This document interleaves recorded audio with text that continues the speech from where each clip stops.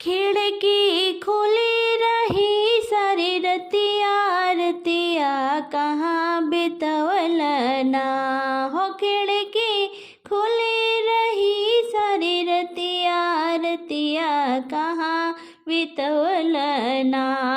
हे सच सच बोला ननद जी के भैया रतिया कहाँ बितवल ना।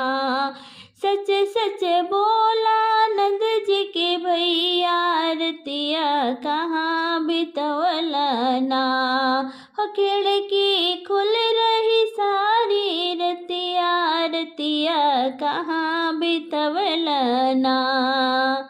सोने के थाली में जेवन बनाई सोने के थाली में जेवना बनाई हो। जेवना पड़ी रही सारी रतिया रतिया कहाँ बितवल ना। हो जेवना पड़ी रही सारी रतिया रतिया कहाँ बितवल ना। खिड़की खुली रही सारी रतिया रतिया कहाँ बितवल ना। हो खिड़की खुली रही सारी रतिया रतिया कहाँ बितवल ना।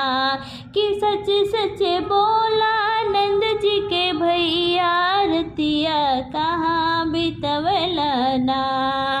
सोने के लोटा में गिड़ुआ भराई सोने के लोटा में गिड़ुआ भराई।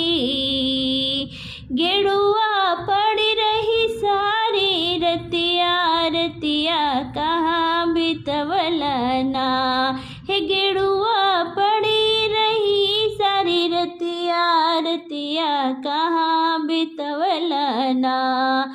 खिड़की खुली रही सारी रतिया रतिया कहाँ बितवल ना। कि सच सच बोला नंद जी के भैया रतिया कहाँ बितवल ना।